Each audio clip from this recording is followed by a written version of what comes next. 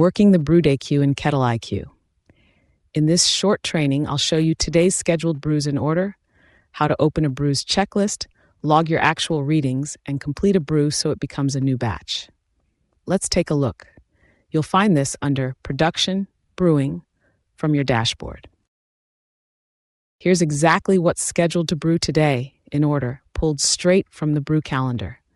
Each card shows the recipe, target volume, and the vessel it's going into. Click a queued brew and I'll open its checklist, the ingredient list with quantities to pull, the process steps in order, and space to log actual readings as you go. Gravity, temperature, volume, timing. Check off each step as you complete it and log any deviation from the recipe right there.